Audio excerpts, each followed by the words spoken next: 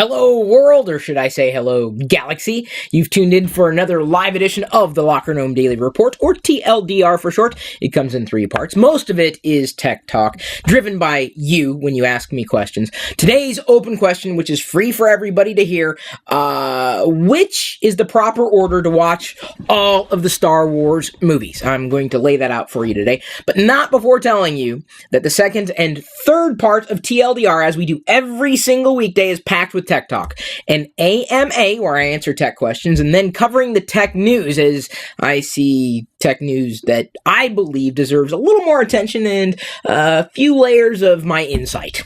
Maybe not analysis. Analysis sounds so professional, and it just seems that I am not.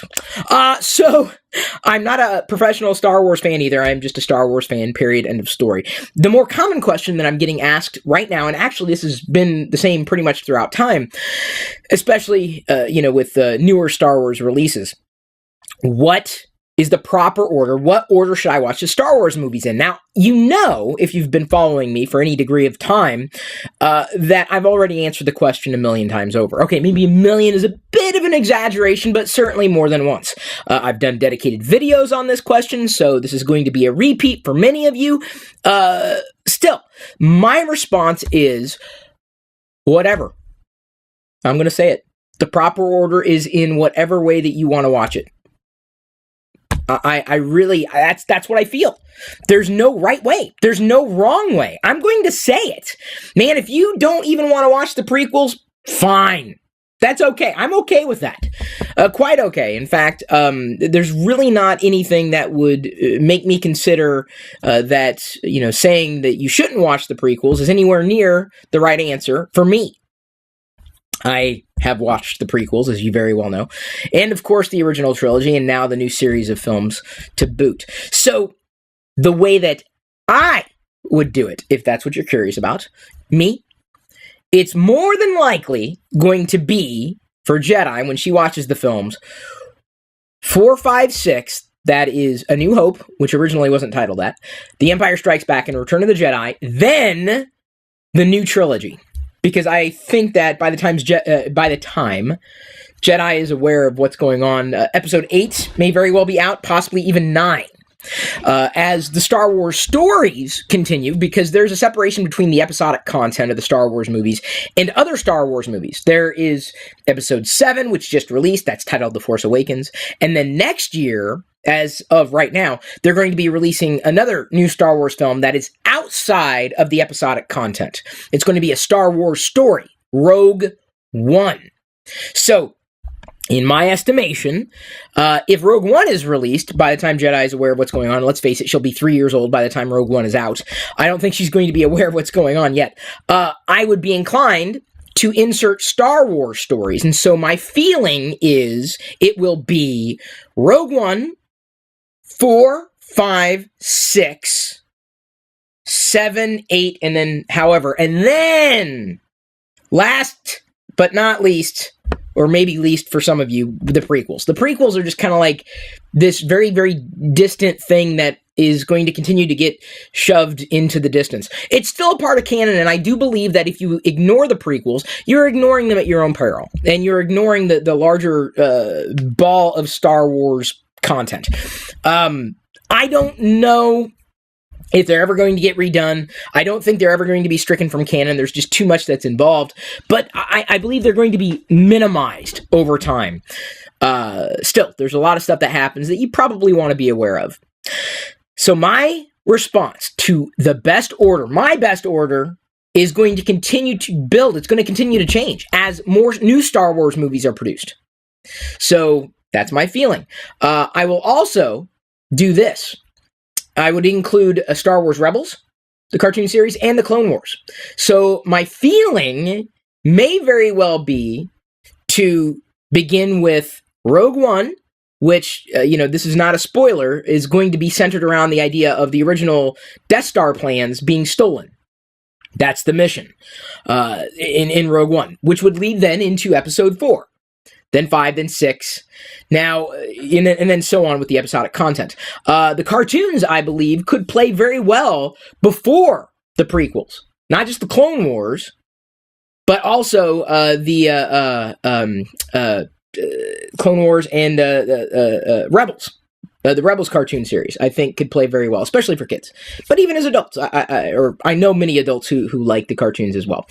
So that's my feeling. Now, Machete Order is this order that seemed, not the first order, the Machete Order seems to be more popular. Like, what order should I watch the Star Wars movies in? You already have my response. A, there's no wrong way to do it, in my opinion. And B, I don't know if I necessarily think the Machete Order is right. Because by and large, it suggests that you can skip episode 1. And I don't know. I think there are elements of episode 1 that I wish could be edited out. I'm going to tell you. I really do believe that Disney could go back and re-edit the prequels and they could stand as better films. I'm just going to say it. I believe it should happen. If anything deserves to have special editions, it's the prequels. There, I've said it. I believe they can be salvaged in edit. I do truly believe that. And I think Disney should. That's my opinion. Machete Order takes the movies out of order. It suggests you do 4, 5, and then 2, 3, then 6. If I'm not mistaken, that was the Machete Order. And by and large, ignoring 1, which, was a movie, but it didn't really do much, in terms of the story apart from the origins of Anakin Skywalker. So, as I said, as time moves on, I place the prequels further and further behind. Some people like them, some people love them, some people hate them. I feel that there's a value in having seen them, but still believe that the story that was trying to be told could have been told better. I believe that, but I'm not going to ignore them completely. Just going to kind of sideline them.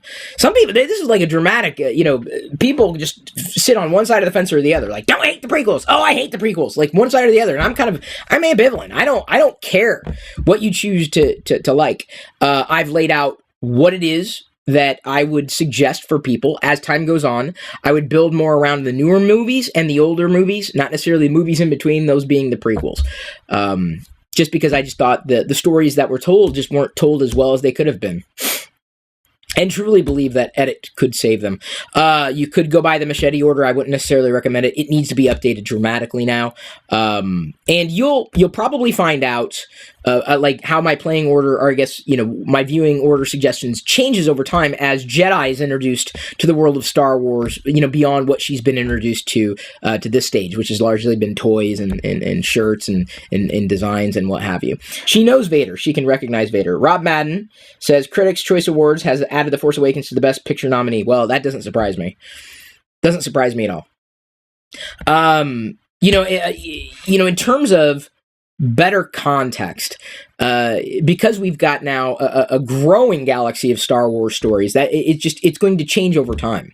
You might remember that with the vlogs a few years ago with Diana watching Star Wars for the first time. I think that was titled How to Create a Star Wars Party. And I do believe that's how Kim became a fan of our community.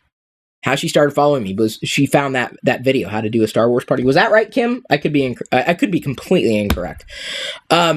But we watched what I did with Diana was we didn't have a lot of time to watch the cartoon series necessarily, but we did 4, 5, 6, and then 1, 2, 3.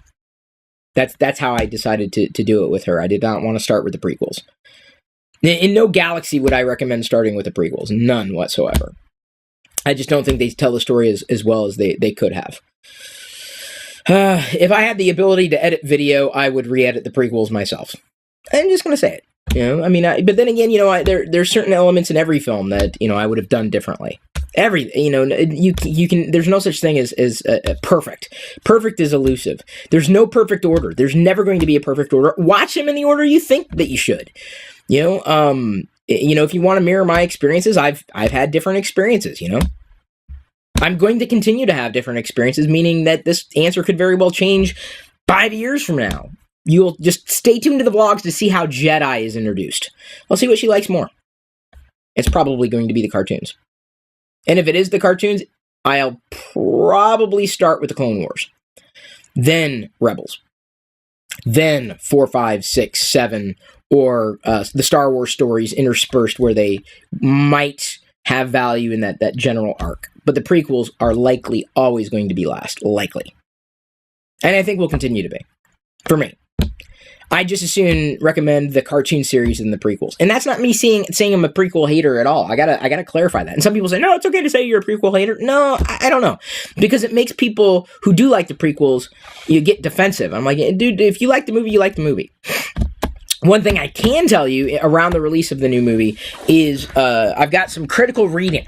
If you have seen The Force Awakens, and maybe you have, maybe you haven't, I would recommend getting this book. It's a very thin book, very, very visual. It is the visual dictionary for The Force Awakens. I believe this is not just supplemental reading. I think it's critical reading. It's essential. I would say, don't read it until after the movie necessarily. There are, of course, going to be a fair amount of spoilers in here. But what's kind of neat about the book, number one, it's very well laid out. It's very visual. Number two, it gives you context for position of the planets, names of the planets, so you have an idea of, like, this was here, that was here. Gives you a breakdown of how certain things work. There's a BB-8, or cross-section of BB-8, Poe, backstories, and like I said, there's not a lot of reading in here. It is a visual dictionary. It's very, very, very, very, very visual. And I think it's extremely valuable. It gave me a fair amount of insight in terms of some of the characters and the backstories of the characters, all the way down to things that I, almost missed the first time I saw the movie. So if you want a solid supplemental reading, and you're not much of a reader, you're a visual learner, like myself, I would recommend the visual dictionary. Very, very thin, available right now, and I would say critical to understanding certain points that happen in the film, because when I first saw the movie, before I had picked up the visual dictionary, I thought one planet was a completely different planet, and I was like, oh, weird. Okay, well, I guess it doesn't matter what the planet's name was, but it's just nice to know, if only for canon. So, very quick, very light reading, very enjoyable, very visual, and very useful. I would also possibly even recommend the visual dictionaries for the other movies, just to get backstory, more context, more understanding of what you're seeing play out. And, if you're, a lot like me, and you're not necessarily, one who wants to read everything, and you're a visual person, I'd recommend it.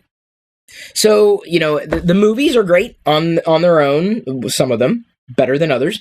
In my opinion, this is my opinion. It's not fact. There is no such thing as fact. This is the best way to do something. It's always going to be relative. But I do believe that to enhance your enjoyment of Star Wars and the galaxy and everything, you do need to pick up supplemental material. And it's not that challenging. It's canon. It's fun, and it'll only enhance your enjoyment of the movies. Movies it's not just about movies anymore. This is what irks me when people say, "Oh, Star Wars is just a movie." No, it's not. No, it's not. No, it's not. It is officially a lifestyle for everybody. And, if you don't just stop at the movies. You can go on and learn more and enjoy more. And like I said, I'd be inclined to recommend the newer canon cartoons and comics more so than I would certain movies in the Star Wars universe, which I've already talked about. And that's not me hating. We have a question? Kim apparently tweeted something. I don't know. Windows technical support. Oh, that sucks. What? Oh, you got a call. Oh, boy. All right, time to shift gears. I guess we got to talk about tech.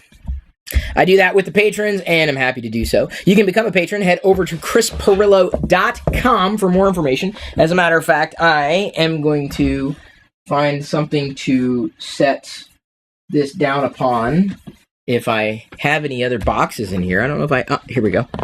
Got a box. Found a box across the room. This is a present from my brother. Adam is an amazing Battlefront player. If you were not watching the live video stream at live.pirillo.com last night, he does way better than my brother Ben and I. Ben, I think, does better than I do. But it's been a lot of fun to play Star Wars Battlefront with my brothers and stream it on Twitch. Again, live.pirillo.com redirects there. That's where the chat room is. The chat room is live.pirillo.com. It redirects you. So some of the tech questions that we have on tap are certainly in relation to some of the news that has been released this week, and that's something that I hope to cover here in just a few minutes. I really enjoy doing these things live, if only because going back and editing them sometimes takes out that magic. There's a certain amount of energy that I have when I do something live that I don't really have when I'm doing it, and I know I'm doing it for a recording. I self-edit, and some things they come out not as well as I'd like them to come out, but I can't take them back. When certain things happen live. I can't tap links, unfortunately, A, right now, and B, when the chat room is sitting there on the computer screen behind me. I can tell you that much right now. There really hasn't been much that's happened this week with Christmas being happening. Christmas being happening. What was I just saying about live video a few minutes ago? It's usually a slow news week, but I definitely want to dive in a little deeper in terms of my thoughts on registering drones. You've likely already heard my thoughts on drones in general, and I also want to talk a bit more about Amazon. I got this book on Amazon. It arrived today. I've already flipped through it, briefly.